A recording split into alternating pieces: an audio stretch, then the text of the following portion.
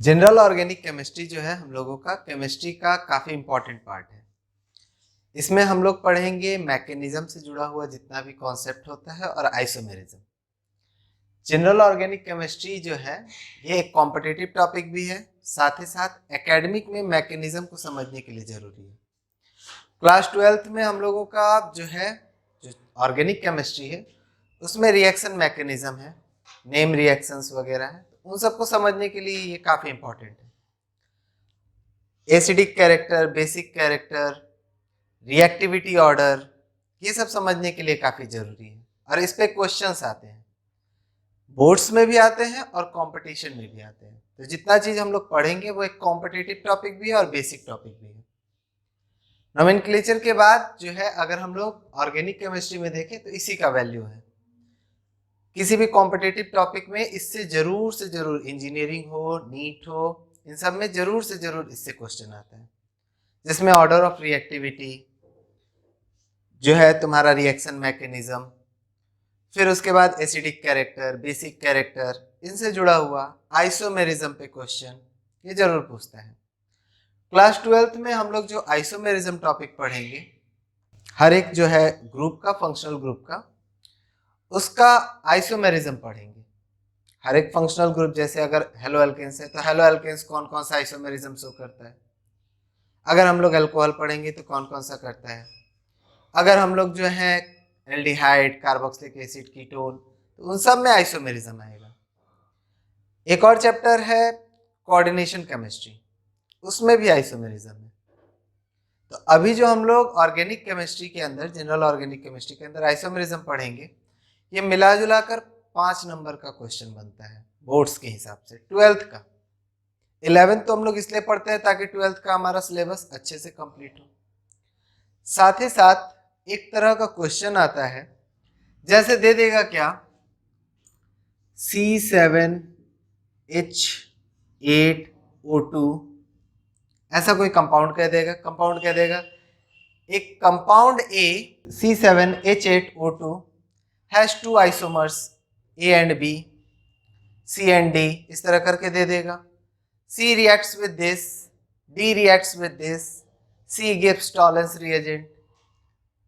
तो इस तरह करके हमारा जो है क्वेश्चन बनता है, रोड मैप टाइप क्वेश्चन इसको बोलते हैं। यानी कंपाउंड दे देगा, अब इसके आइसोमर्स पे तुमको बात करना है। तो आइसोमर्स का जो टॉपिक अभी हम लोग पढ़ेंगे वो इसके लिए जरूरी है कि इस तरह का क्वेश्चन से जो है कितने तरह का आइसोमर बनेगा, ये सब सारा हम लोग समझ सके। आइसोमर पे डायरेक्ट क्वेश्चन नहीं आता कि ये जो है कौन कौन सा आइसोमर देगा, ये आइसोमर का डेफिनेशन क्या है, इस तरह करके नहीं आता क्वेश्चन। अब क्वेश्चन जो आता है वो कंपाउंड ए दे देगा, इसका 2 आइसोमर है बी एंड सी, बी जो है टॉलेंस रिएजेंट के साथ रिएक्ट कर रहा है, सी जो है टॉलेंस रिएजेंट के साथ रिएक्ट नहीं कर रहा है, आइडोफॉर्म टेस्ट दे रहा है, एंड सो ऑन। तो इसलिए हमको आइसोमेरिज्म पढ़ना जरूरी है, ये समझने के लिए कि ये कंपाउंड जो है कितने तरह के मॉलिक्यूल्स का फॉर्मूला हो सकता है। तो इसके लिए इस तरह के क्वेश्चंस को बनाने के लिए आइसोमेरिज्म टॉपिक हमारा काफी इंपॉर्टेंट है। आइसोमेरिज्म पे डायरेक्ट क्वेश्चन भी आता है, दे देगा एक compound aldehyde, which of the following isomerism is not shown by aldehydes. Aldehyde कौन कौन सा आइसोमेरिज्म शो नहीं करता, कौन सा आइसोमेरिज्म शो करता है, इस तरह का ऑब्जेक्टिव क्वेश्चन भी डायरेक्ट आता है। तो आइसोमेरिज्म हमारा इस्तेमाल होगा 12th क्लास में ऑर्गेनिक केमिस्ट्री के साथ साथ इनऑर्गेनिक केमिस्ट्री, कोऑर्डिनेशन केमिस्ट्री में भी। तो ये काफी इंपॉर्टेंट टॉपिक है। आइसोमेरिज्म में हमारा वर्ड आ गया आइसो, इसका मतलब होता है सेम, जैसे आइसोटॉप्स, आइसोबार, तो आइसो का मतलब ही होता है सेम।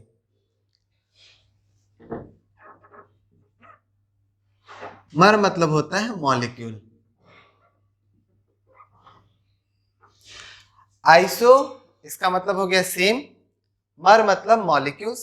तो आइसोमेरिज्म सेम मॉलिक्यूल्स पे होने वाला फेनोमेना है। फेनोमेनन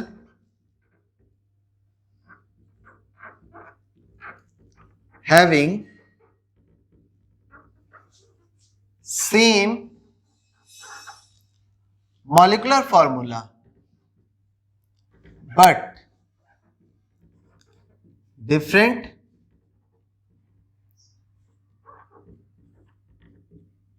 structural formula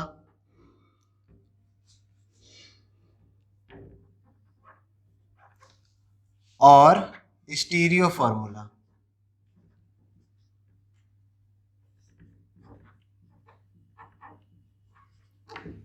स्ट्रक्चरल और स्टीरियो जो है ये दो तरह से बांटे गए आइसोमेरिज्म को।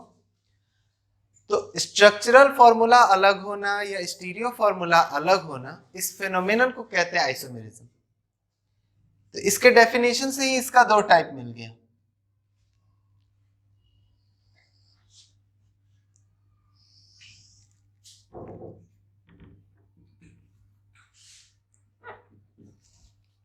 पहला जो टाइप आता है वो है स्ट्रक्चरल।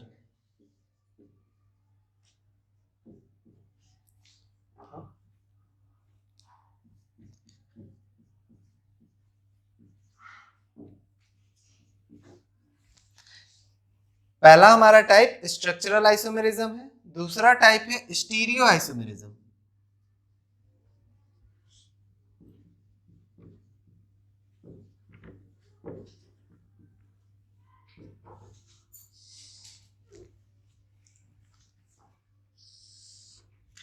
आइसोमेरिज्म के अंदर है तो सेम मॉलिक्यूलर फॉर्मूला सबके साथ चलेगा, बस अंतर कहां कहां आएगा वो हम लोगों को समझना है।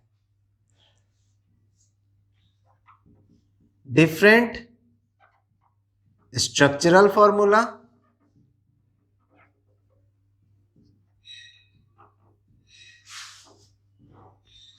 इसमें हमारा होगा डिफरेंट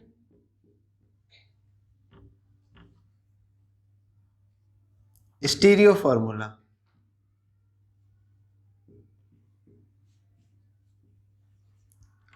स्ट्रक्चरल में हमारा क्या होगा, different arrangement of atom. Atom का डिफरेंट अरेंजमेंट होगा, यानी एटम जो है अपनी जगह को चेंज करेगा। स्टीरियो वाले में क्या होगा, डिफरेंट स्पेशियल अरेंजमेंट।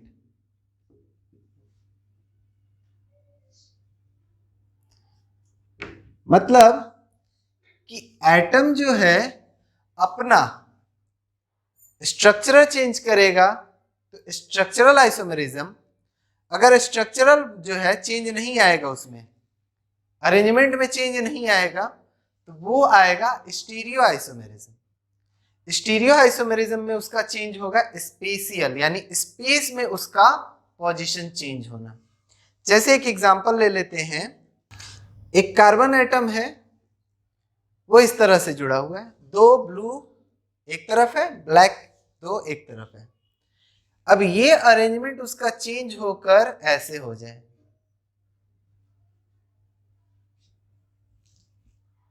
तो हम इधर से देख रहे हैं तब भी हमको अल्टरनेट मिल रहा है, इधर से देख रहे हैं तब भी अल्टरनेट मिल रहा है। स्पेस में इसका अरेंजमेंट चेंज हुआ। एटम उसी कार्बन से जुड़े हुए हैं, पहले जिससे जुड़े थे अभी भी उसी से जुड़े हैं। इस केस में अगर हम लोग देखें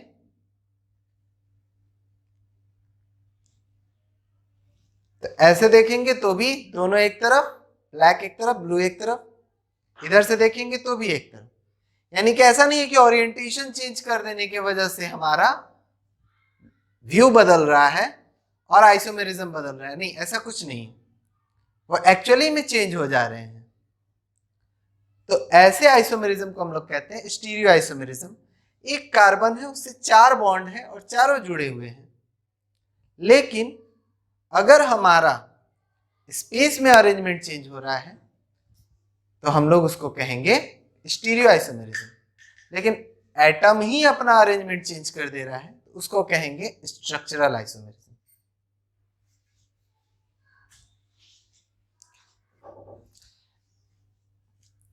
स्ट्रक्चरल आइसोमेरिज्म में हम लोगों के कई सारे टाइप्स हैं, जिनमें पहला टाइप हमारा हो जाता है चैन आइसोमेरिज्म।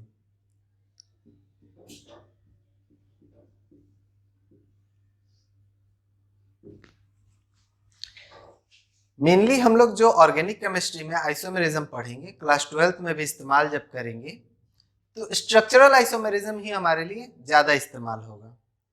स्टीरियो भी 12th क्लास में इस्तेमाल होगा। चैप्टर 10 है हेलो अल्केन्स हेलो अरेन्स, उसमें इस्तेमाल होगा। ठीक है, जिसमें हमारा जो है शुरुआत में स्टीरियो आइसोमेरिज्म के बारे में वहां पे भी डिस्कशन होगा, वहां पर इस्तेमाल होगा। उसके साथ साथ स्टीरियो आइसोमेरिज्म हम लोगों का इस्तेमाल होगा कोऑर्डिनेशन केमिस्ट्री में, लेकिन स्ट्रक्चरल आइसोमेरिज्म सारे में इस्तेमाल होगा, जिसमें हम लोग डिस्कस करेंगे कि क्या चैन आइसोमेरिज्म वो शो करेगा कि नहीं।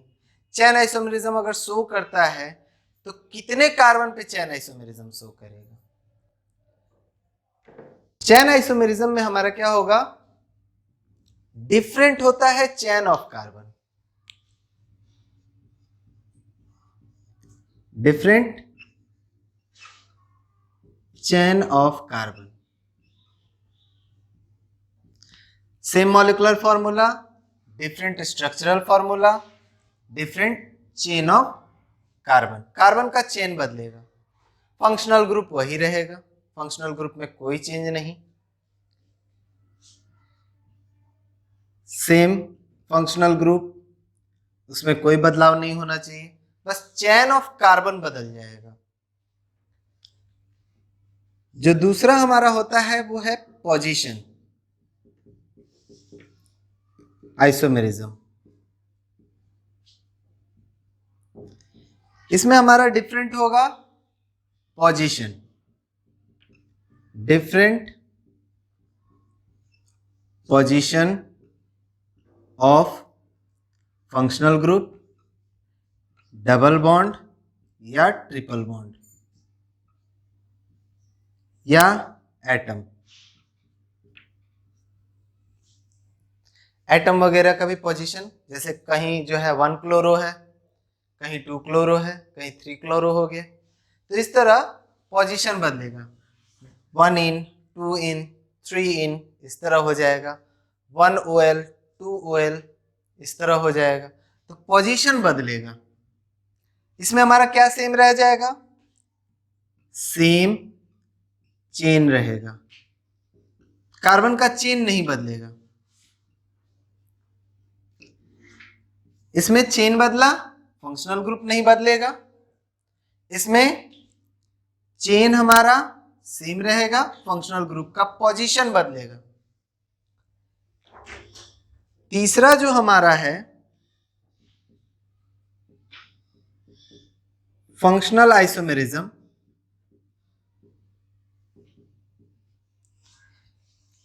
इसमें डिफरेंट फंक्शनल ग्रुप होगा, डिफरेंट फंक्शनल ग्रुप। अब अगर डिफरेंट फंक्शनल ग्रुप हो गया तो चेन सेम नहीं हो सकता, पोजीशन का कोई बात नहीं हो सकता। Carbon chain may be different। अब जैसे एल्डिहाइड और कीटोन मिलकर फंक्शनल आइसोमेरिज्म शो करेंगे, तो एल्डिहाइड का चेन अलग होगा, कीटोन का चेन अलग होगा। फंक्शनल आइसोमेरिज्म तभी होगा जब डिफरेंट फंक्शनल ग्रुप होगा।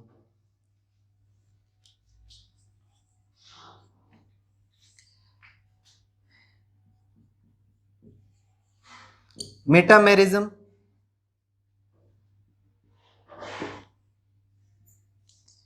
इसमें हमारा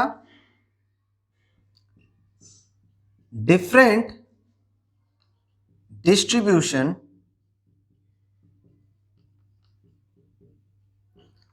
ऑफ कार्बन होगा, कार्बन एटम अबाउट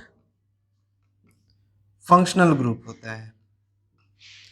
जैसे इथर हो गया, कीटोन हो गया, कीटोन के दोनों तरफ दो दो कार्बन है, इथाइल इथाइल दोनों तरफ है, एक तरफ 1 हो जाए, एक तरफ 3 हो जाए, तो ये अलग अलग जो है डिस्ट्रीब्यूशन वो आता है मेटामेरिज्म में।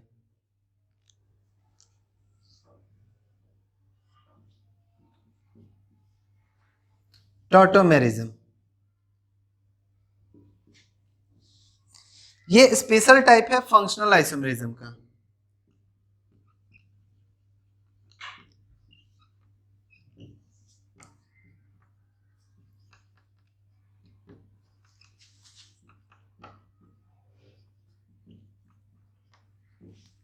इसमें होता क्या है, डायनेमिक इक्विलिब्रियम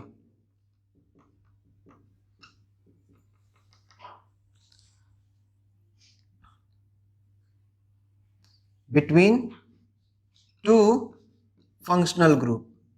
दो फंक्शनल ग्रुप में डायनेमिक इक्विलिब्रियम होगा। डायनेमिक इक्विलिब्रियम का मतलब एक फंक्शनल ग्रुप दूसरे में और दूसरा पहले में लगातार चेंज होता रहेगा।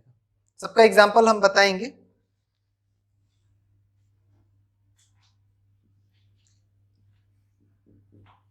Ring chain isomerism.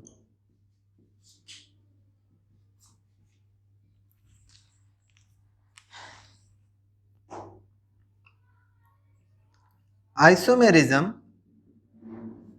In open and closed chain.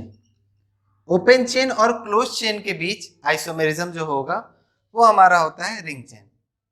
अब जैसे चेन आइसोमेरिज्म का एक एग्जांपल ले लेते हैं।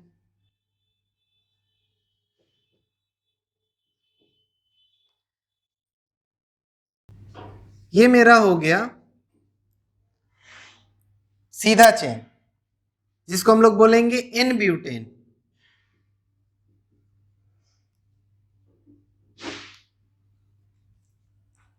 अब इसी चेन में हमारा जो है ब्रांचिंग हो जाए और बन जाए कुछ ऐसा, तो ये हमारा हो गया आइसोब्यूटेन।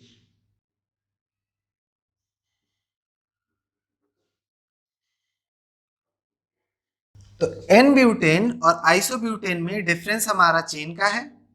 ये चेन आइसोमेरिज्म शो करेंगे। इसका भी अगर मॉलिक्यूलर फॉर्मूला देखें तो आएगा C4H10 और इसका भी आएगा C4H10।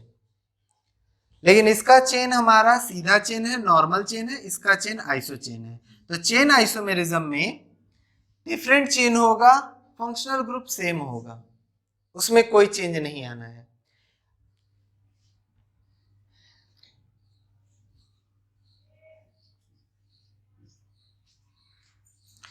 जो दूसरा हमारा है पोजीशन आइसोमेरिज्म। अब मान लेते हैं हमारे पास जो है एक कंपाउंड ऐसा है, इसका नाम हो गया क्लोरोइथेन। अब इस कार्बन को उठाकर हम इस पे भी रख देंगे तो क्लोरोइथेन ही रहेगा। पर अगर इसमें एक और कार्बन जुड़ जाए और ऐसा आ जाए तो इसको हम बोलेंगे 1 क्लोरोइथेन, 1 क्लोरो प्रोपेन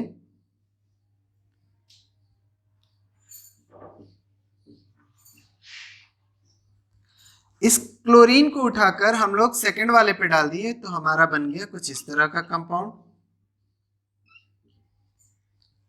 और इसको बोलेंगे 2 क्लोरो प्रोपेन। नाउ अगर हम लोग देखें तो कार्बन का इसका भी चेन सीधा है, इसका भी चेन सीधा है, चेन में हमारा अंतर नहीं आना चाहिए। एक और एग्जांपल ले सकते हैं हम लोग इसी का।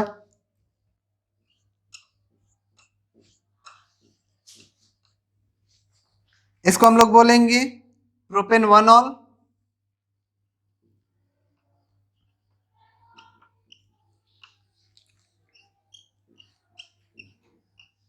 ये हो गया, इसका नाम दे देंगे प्रोपेन 2 ऑल। तो पोजीशन चेंज हो रहा है तो सेम फंक्शनल ग्रुप होना चाहिए, सेम चेन ऑफ कार्बन होना चाहिए, बट हमारा जो है पोजीशन अलग अलग होगा। यहाँ पे 1 पोजीशन, यहाँ 2 पोजीशन। चेन आइसोमेरिज्म में हमारा पोजीशन भी वही रहना चाहिए। Position of functional group should be same. जैसे हमारा मान लेते हैं ये है, इसका नाम हम लोग दे देंगे 4 कार्बन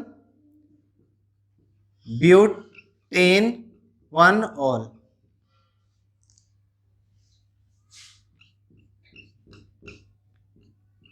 इसमें OH हमारा पहले पोजीशन पर ही है, लेकिन चेन मेरा बदल गया। इसका हमारा नाम हो जाएगा 2 मिथाइल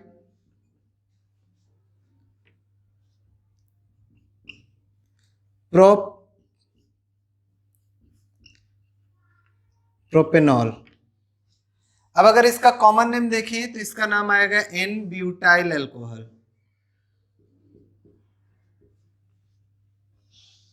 इसका नाम हो जाएगा आइसोब्यूटाइल अल्कोहल।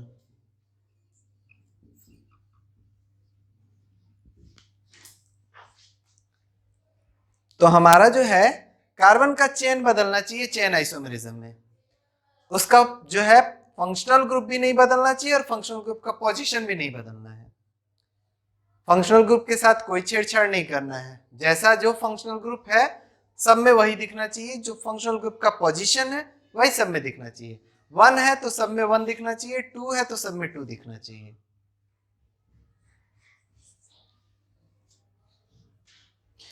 जो थर्ड आइसोमेरिज्म है वो हमारा फंक्शनल आइसोमेरिज्म।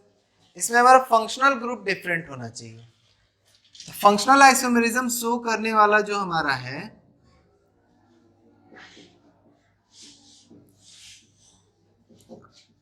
जैसे CHO और CO, COOH, Easter, OH, ether, ये सब सारे जो हैं हमारा फंक्शनल आइसोमेरिज्म शो करेंगे। जैसे एग्जांपल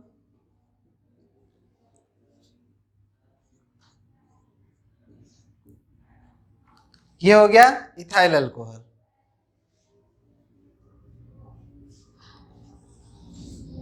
ये हो गया हमारा डाइमिथाइल ईथर।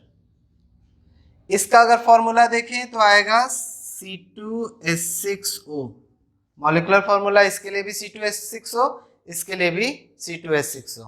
ये हमारा हो गया इथेनॉल और ये हो गया मिथॉक्सी मीथेन।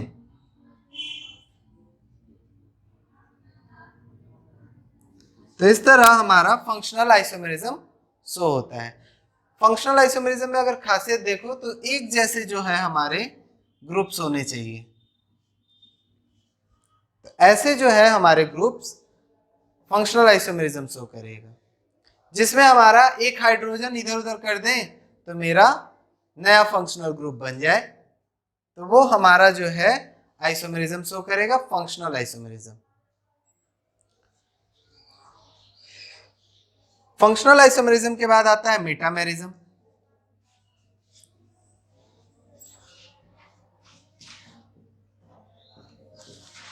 अब मेटामेरिज्म के लिए क्या है, कुछ खास ही फंक्शनल ग्रुप मेटामेरिज्म शो कर सकता है। ऐसा फंक्शनल ग्रुप जिसके दोनों तरफ से कुछ जोड़ने का जगह होता है, बस वही हमारा मेटामेरिज्म शो कर सकता है। जैसे कीटोन, ईस्टर, इथर, ये सारे जो हैं मेटामेरिज्म शो कर सकते हैं। अब हम लोग जो है अल्कोहल पे सोचेंगे मेटामेरिज्म, तो सोचना ही नहीं दे सकता। कार्बोक्सिलिक एसिड नहीं दे सकता। जब भी हमारा देगा ऐसा फंक्शनल ग्रुप जो दोनों तरफ से जुड़ने का जगह हो, वही मेटामेरिज्म दे सकता है, क्योंकि डिफरेंट डिस्ट्रीब्यूशन होना चाहिए उस फंक्शनल ग्रुप के अबाउट। जैसे एग्जांपल इसका आ जाएगा C2H5O, C2H5, CH3O C3H7 हमारा दोनों में देखा जाए तो 4 कार्बन है, 10 हाइड्रोजन है, 1 ऑक्सीजन है, यानी कि मॉलिक्यूलर फॉर्मूला दोनों का सेम है। फंक्शनल ग्रुप इथर ही है, लेकिन कार्बन का जो डिस्ट्रीब्यूशन है एक तरफ 2 है, एक तरफ 2 है पहले वाले में, और दूसरे वाले में एक तरफ 1 है, दूसरी तरफ 3 है, अलग अलग है। कार्बन का डिस्ट्रीब्यूशन हमारा बदल जाता है, different distribution of carbon atom about functional group.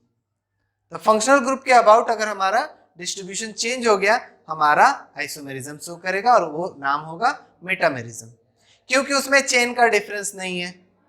Chain मेरा डिफरेंट केस नहीं आ रहा है, हमारा पोजीशन का डिफरेंट केस नहीं आ रहा है, हमारा फंक्शनल आइसोमेरिज्म का डिफरेंट केस नहीं आ रहा है, दोनों में इथर ही है। बट ये वाला केस हमारा पोजीशन आइसोमेरिज्म में भी आ सकता है, क्योंकि इसमें हमारा 2 पर इथर है, इसमें 1 पर इथर है, 1 के बाद है। तो वैसे केसेस आ सकते हैं, जैसे हमारा 2 ऑन कीटोन 2 ऑन 3 ऑन हो जाए, तो हमारा पोजीशन आइसोमेरिज्म का भी केस आता है और मेटामेरिज्म का भी केस आता है। एग्जाम्पल में अगर हम लोग देखें, दिस वन, ये हमारा हो गया पेंटेन 2 ऑन,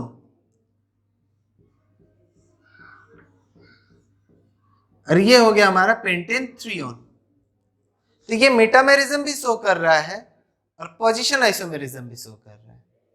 टॉटोमेरिज्म में हमारा क्या होता है, स्पेशल केस है फंक्शनल का ही, यानी कि 2 फंक्शनल ग्रुप होंगे, उसमें भी फंक्शनल आइसोमेरिज्म ही एग्जिबिट करेगा। डायनेमिक इक्विलिब्रियम यानी कि 2 फंक्शनल ग्रुप आपस में एक दूसरे के साथ इक्विलिब्रियम में होंगे, जैसे CH3C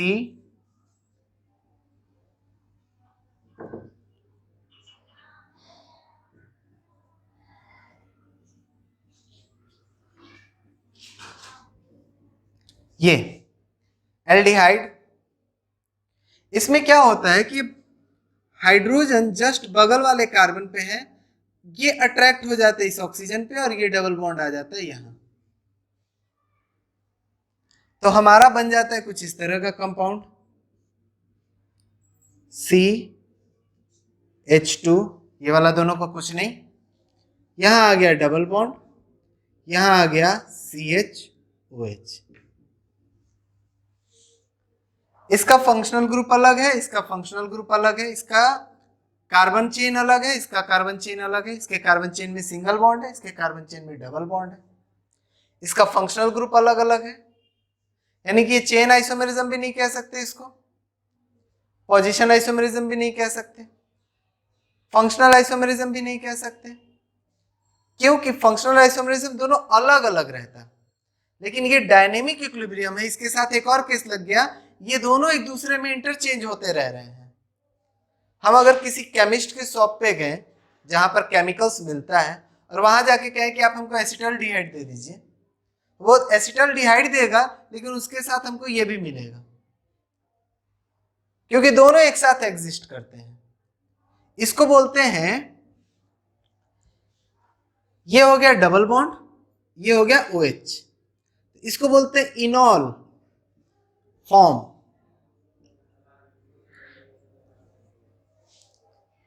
ठीक है, और इसको तो हम लोग एल्डिहाइड जानते हैं, अल फॉर्म। तो अल फॉर्म और इनॉल फॉर्म आपस में डायनेमिक इक्विलिब्रियम में रहते हैं। ये फंक्शनल आइसोमेरिज्म भी शो कर रहा है, पर साथ में डायनेमिक इक्विलिब्रियम, ये रिएक्शन का साइन है, ये दोनों एक दूसरे में इंटरचेंज हो रहा है, इसलिए इसको एक अलग सा आइसोमेरिज्म देना पड़ा, टॉटोमेरिज्म। अभी हम फंक्शनल आइसोमेरिज्म बताएं तो हम बताएं कि ये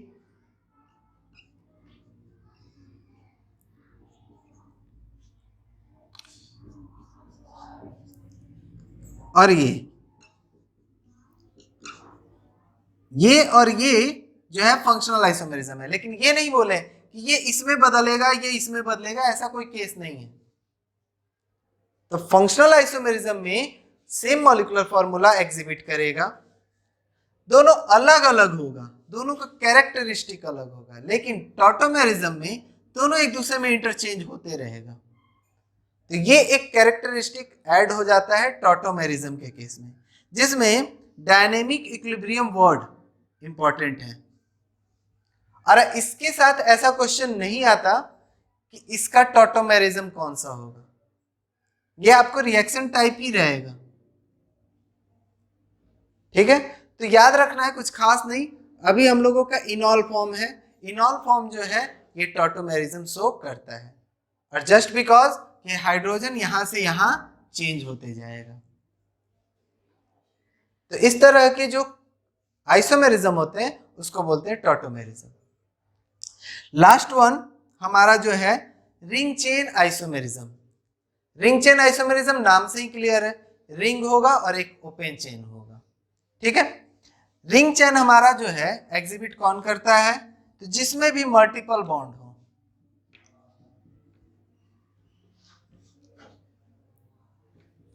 रिंग चेन हमारा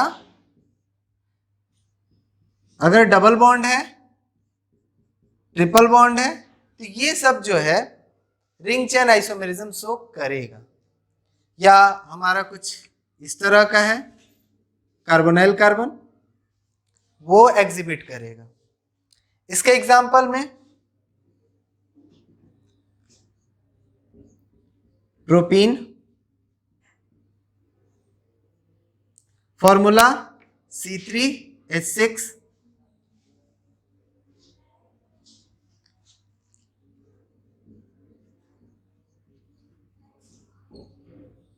साइक्लोप्रोपेन,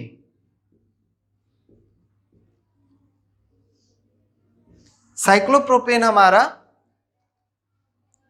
प्रोपेन के साथ रिंग चेन आइसोमेरिज्म बनाता है। इसमें ओपन चेन है, इसमें रिंग है, इसमें डबल बॉन्ड है, इसमें सिंगल बॉन्ड है। इसका नाम प्रोपीन, इसका नाम साइक्लोप्रोपेन। चेन अलग है, लेकिन डबल बॉन्ड सिंगल बॉन्ड का डिफरेंस आ गया, इसलिए चेन आइसोमेरिज्म में नहीं दे सकते, क्योंकि चेन आइसोमेरिज्म में मेरा पोजीशन भी सेम होना चाहिए, फंक्शनल ग्रुप सेम होना चाहिए। डबल बॉन्ड है तो डबल बॉन्ड भी सेम होना चाहिए, सेम पोजीशन पे होना चाहिए। लेकिन इस वाले में डबल बॉन्ड है, इस वाले में नहीं है। तो ऐसे डिफरेंस अगर आ रहे हैं तो उसको रिंग चेन में डालना है। चेन आइसोमेरिज्म में ओपन चेन के साथ, क्लोज चेन के साथ शो करेगा। तो इस तरह हम लोगों का स्ट्रक्चरल आइसोमेरिज्म का टॉपिक कंप्लीट हो गया। इतने तरह के आइसोमेरिज्म, उसके एग्जांपल्स, उसके कंडीशंस, बस इतने ही ध्यान में रखने हैं। आइसोमेरिज्म में स्ट्रक्चरल आइसोमेरिज्म हम लोगों का ज़्यादा इंपॉर्टेंट है। स्ट्रक्चरल आइसोमेरिज्म में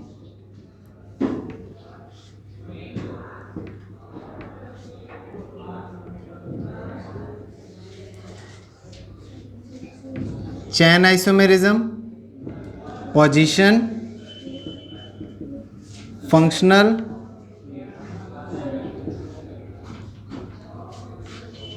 मेटा, टॉटो,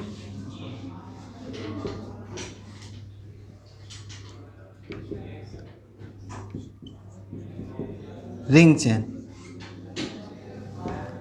ये सारे आइसोमेरिज्म हम लोगों को चेक करना है।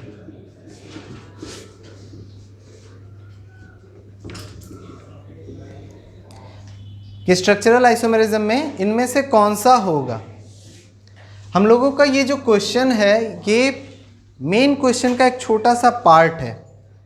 जैसे ये पूरा क्वेश्चन है जो है, write the structure and IUPAC name of isomeric ketone having one double bond of formula this. अब इसमें जो है क्वेश्चन आगे बढ़ेगा, identify the compound this gives this reaction and so on type करके क्वेश्चन बनाएगा। Which on reacting with this gives B and C, B on oxidation again gives C and so on, इस तरह। तो ये question आगे अभी बढ़ता है ये रोड मैप टाइप क्वेश्चन कहा जाता है, जिसमें ए बी सी फाइंड करना होता है। क्लास 12th में बोर्ड्स में ऐसे क्वेश्चंस आते हैं, उसका एक हिस्सा है ये। क्वेश्चन का शुरुआत इस तरह से होता है कि हमारा जो है ए compound A having molecular formula, मान लिया यही हो गया दिस, और उसके बाद उसमें क्वेश्चन आगे बढ़ाएगा जो वेरियस रिएक्शंस पर बेस्ड होगा, जिसमें B C D X Y Z ये सारे आएंगे कंपाउंड्स, एंड सारे को मिलाकर हम लोगों को कंपाउंड आइडेंटिफाई करना होता है। तो वैसे क्वेश्चन को सोचना जो शुरू करना है आइसोमेरिक फॉर्म से शुरू करना है, और आइसोमेरिक फॉर्म में सोचना जो शुरू करना है वो स्ट्रक्चरल आइसोमेरिज्म पे शुरू करना है। सबसे पहले जो हमारा कंपाउंड दिया होगा, चाहे जिसका भी बनाना है, तो उसका सबसे पहला सबसे सिंपल कंपाउंड बनाएंगे स्ट्रेट चेन। स्ट्रेट चेन बनाने के बाद उसका पोजीशन बना लेंगे, उसका फंक्शनल बना लेंगे, उसका मेटामेरिज्म, टॉटोमेरिज्म, रिंग चेन, जो पॉसिबल होगा वो बनाते जाएंगे, हमारा क्वेश्चन कंप्लीट हो जाएगा। जैसे हमारा क्वेश्चन नंबर 1 मॉलिक्यूलर फॉर्मूला दिया हुआ है। इस मॉलिक्यूलर फॉर्मूला में नोटिस अगर हम लोग करें, O2 ये पार्ट जो है सबसे पहले आइडेंटिफाई करता है कि तुमको सोचना कहाँ कहाँ से। O2 दिया है तो हम लोग जो है मेनली 2 फंक्शनल ग्रुप सोचेंगे, एक कार्बोक्सिलिक एसिड, एक ईस्टर। O3 दिया रहता तो एनहाइड्राइड सोचते, ठीक है। अब मल्टीपल OH होगा या मल्टीपल कीटोन होगा, इतना दूर तक अभी नहीं सोचना है। हम लोगों का सबसे सिंपल लेवल पे सोचना है कि जो जो फंक्शनल ग्रुप है हम लोग उसके बेसिस पे देखेंगे। तो हमारे पास जो फंक्शनल ग्रुप है उसमें कार्बोक्सिलिक एसिड और कीटोन, यही 2 ऐसे हैं जिनमें O2 आता है। तो हम सबसे पहले सबसे सिंपल कार्बोक्सिलिक एसिड बनाएंगे A, जिसमें हमारा 4 कार्बन, बाकी का हाइड्रोजन लगा दिए।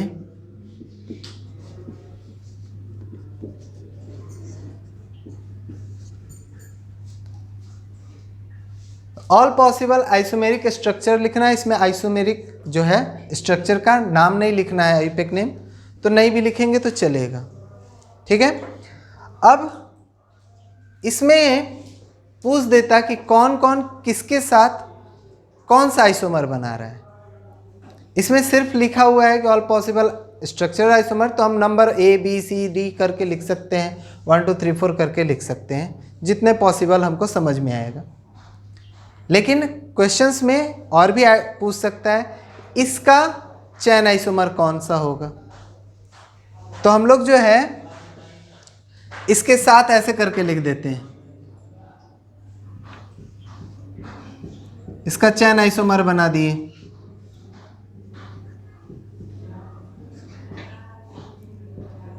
R चैन आइसोमर। पर हमारे क्वेश्चन में क्या दिया है, राइट ऑल पॉसिबल स्ट्रक्चर, तो हमें ऐसे नहीं लिखना है, ABCD करके लिख देंगे, हमारा हो जाएगा काम। तो सोचना जो शुरू करना है कि इसके बाद इसका कौन सा लिखें, तो पहले देखेंगे कि इसका चैन आइसोमर कौन सा बन रहा है। तो चैन आइसोमर हमारा बन गया कुछ इस तरह।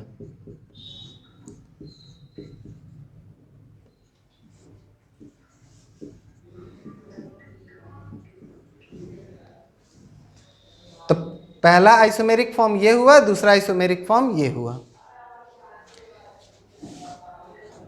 तीसरा आइसोमेरिक फॉर्म जो हमको सोचना है पोजीशन आइसोमर, तो सीधा सा है कि कीटोन जो है पोजीशन आइसोमर देता है, ईस्टर नहीं देता, कार्बोक्सिलिक एसिड नहीं देता, अल्कोहल रहता तो दे देता। तो हमारा पोजीशन आइसोमर ये देगा ही नहीं, सब जब भी रहेगा 1 पोजीशन ही रहेगा, 2 पोजीशन जाएगा नहीं, इसलिए पोजीशन आइसोमर इसका कैंसिल। अब फंक्शनल आइसोमेरिज्म सोचेंगे, तो इसका फंक्शनल आइसोमेरिज्म या इसका जिसका भी बनाना है, तो फंक्शनल आइसोमेरिज्म मेरा देगा कि नहीं देगा।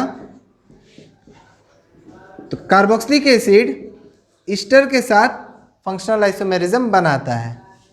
तो ये देखते हुए हम लोग लिख दिए।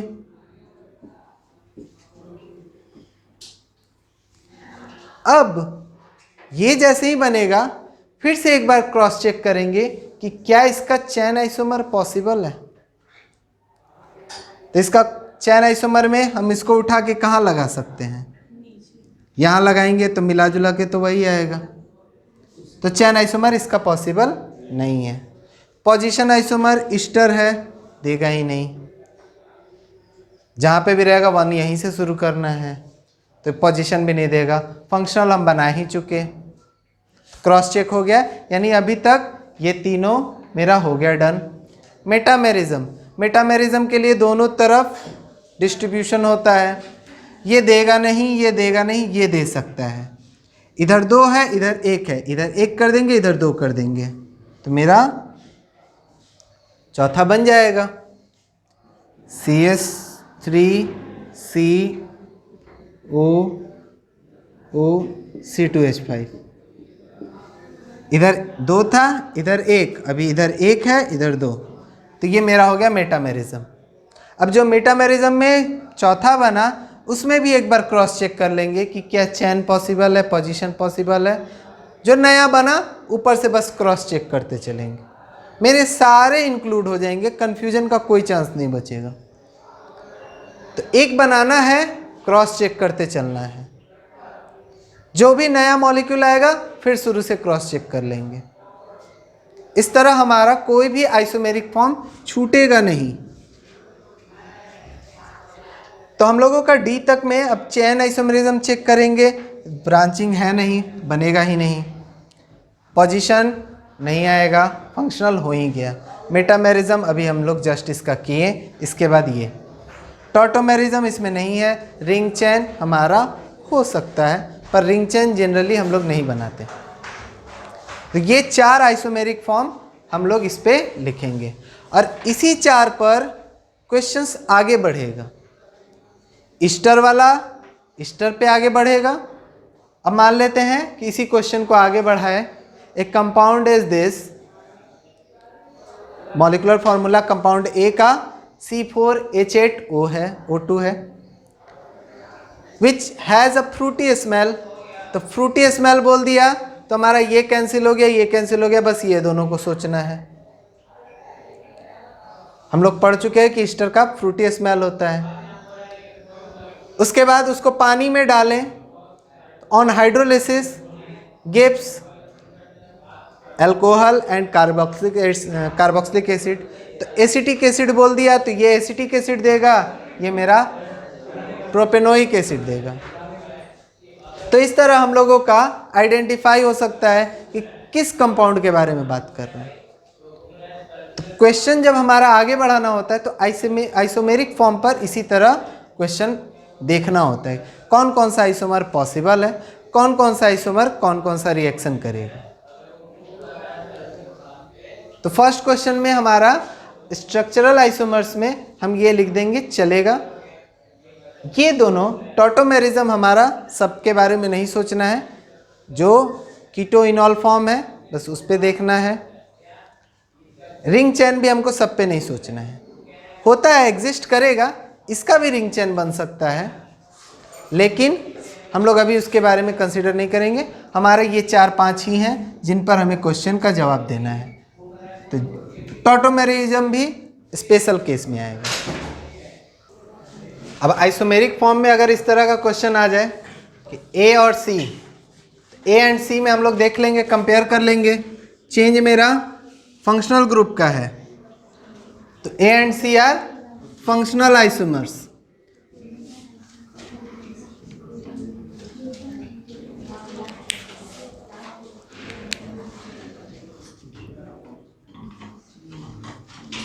फंक्शनल आइसोमर्स हो सकता है कि मॉलिक्यूलर फॉर्मूला दे दे, 4 ऐसे दे दे, खुद से बना दे और उस पर ऐसे 4 क्वेश्चन बना दे, या 1 मार्क्स का ऑब्जेक्टिव क्वेश्चन बना दे। Which of the following are functional isomers, उसमें एक ऑप्शन रहेगा A and C. B and D are again functional isomers.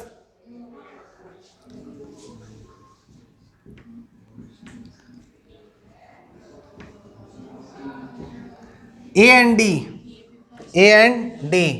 Functional, B and C functional.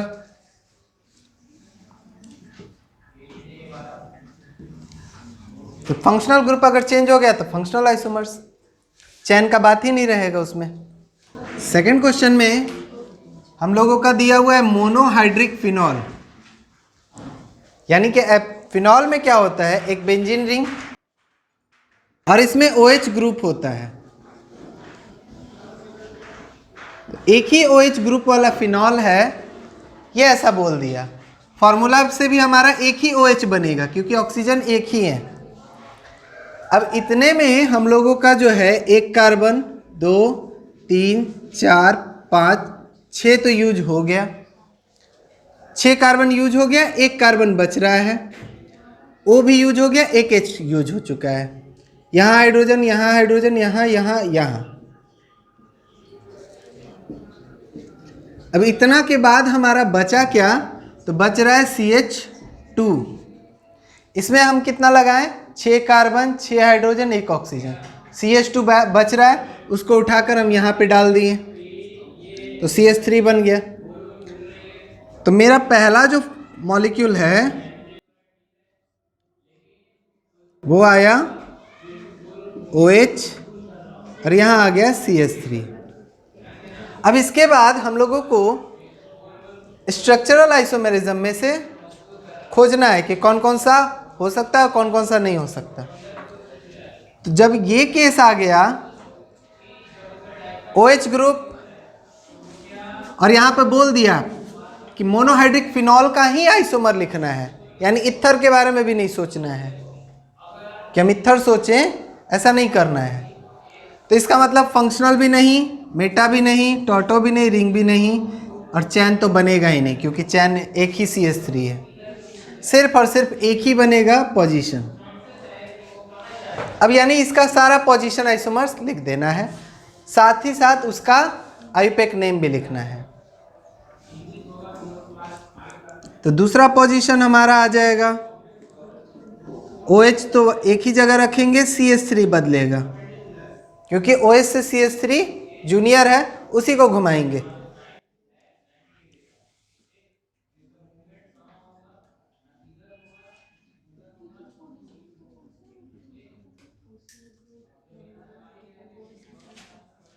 OH के रिस्पेक्ट में CH3 2 पोजीशन पर है, 3 पोजीशन पर है, 4 पोजीशन पे है। अब इसके बाद वापस यहाँ लाएंगे तो ये तो घूमकर 3 पोजीशन ही आ जाएगा, इधर से नंबरिंग करना होगा। यहाँ पर लगा दिए तो 2 पोजीशन आ जाएगा। सो इतने ही जो है आइसोमर्स पॉसिबल है। अब इनका केवल नाम लिखना है, 2 मिथाइल फिनॉल, इसमें आ जाएगा 3 मिथाइल फिनॉल, इसमें लिखना है 4 मिथाइल फिनॉल।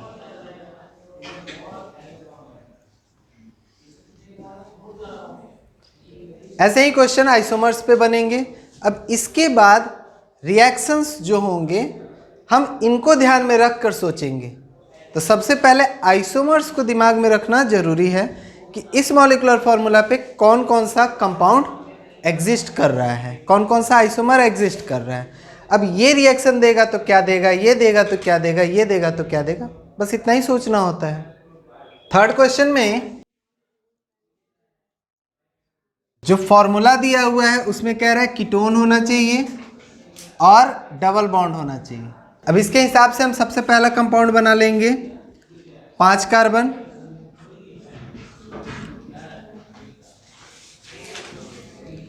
कीटोन हमारा जब भी होगा 2 पोजीशन पे। अब इसके बाद एक डबल बॉन्ड लगाना है। तो डबल बॉन्ड हम लोग यहाँ लगा नहीं सकते क्योंकि 4 हो चुका ऑलरेडी, यहीं पे लगेगा या तो यहाँ लगेगा। देन हाइड्रोजन पूरा करते हैं।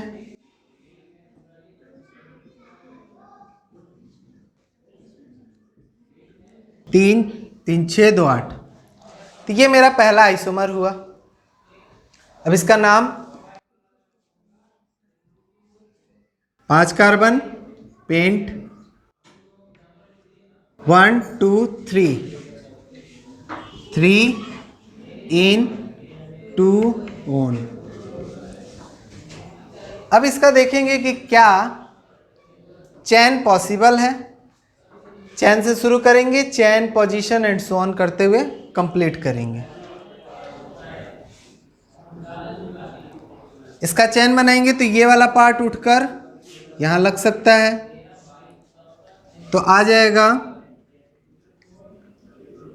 CH2 double bond CH3 CO CH3। ये हमारा चैन में डिफरेंस है। ये सीधा चेन था, ये ब्रांच चेन हो गया, तो ये दोनों आपस में चैन आइसोमर्स हो गए। यहां पर कीटोन लगा दिया, डबल बॉन्ड लगा दिया, इसका मतलब इसमें हम फंक्शनल सोचना ही नहीं है, तो फंक्शनल का भी इशू खत्म। पोजिशनल सोच सकते हैं, मेटामेरिज्म सोच सकते हैं, टॉटोमेरिज्म भी नहीं सोचना है, रिंग चैन भी नहीं सोचना है।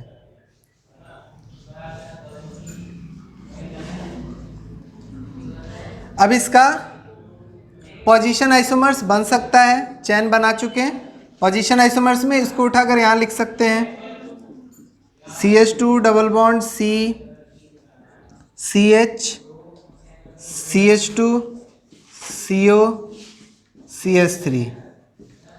तो ये और ये पोजीशन आइसोमर्स हैं, चैन में कोई अंतर नहीं है, फंक्शनल ग्रुप में कोई अंतर नहीं है। तो पहला और तीसरा A एंड C हमारा पोजीशन में डिफरेंस है।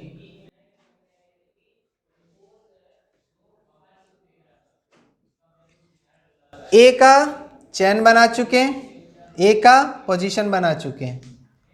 मेटामेरिज्म हमारा एग्जिस्ट करेगा, तो इधर से उठाकर हम इधर डाल सकते हैं, CH3 को इधर डाल सकते हैं, CH2 CH CO CH2 CH3। Carbon का डिस्ट्रीब्यूशन बदल गया, ठीक है। मेटामेरिज्म तक हो गया, टॉटो और रिंग सोचना ही नहीं है। फंक्शनल ग्रुप का इसलिए नहीं सोचना है क्योंकि यहां बोल दिया है कीटोन वाला ही सारा बताना है, तो ऐसा नहीं है कि हम कीटोन को एल्डिहाइड में बदलकर और फिर बना देंगे, सोचना ही नहीं है फंक्शनल ग्रुप चेंज करके। सेकंड वाले का आप चेक करेंगे कि चैन तो हम बना चुके हैं, इसका चैन तो ये हो गया, इसमें कोई पोजीशन आइसोमर्स पॉसिबल है, तो इसका पोजीशन चेंज हो नहीं सकता, इसका पोजीशन चेंज होगा नहीं, ये उठकर यहाँ आए तो 5 हो जाएगा, तो इसका हमारा पोजीशन नहीं बनेगा। मेटामेरिज्म इसमें भी नहीं होगा। डिस्ट्रीब्यूशन के लिए इसको उठाकर इधर ले जाएंगे तो गड़बड़, वापस इसको उठा के ले जाएंगे तो यही वाला बनेगा। ये CH3 उठा के यहाँ लगाएंगे तो यही बन गया, तो बना चुके। अब इसमें हम लोग देखते हैं इसका चैन, इसको उठाकर हम लटका नहीं सकते ना यहाँ पे डबल बॉन्ड, तो अगर ऐसे लटकाएंगे इसको उठा के CH2 मिला जुला कर यही बनेगा कंपाउंड। अगर हम ऐसे कर दें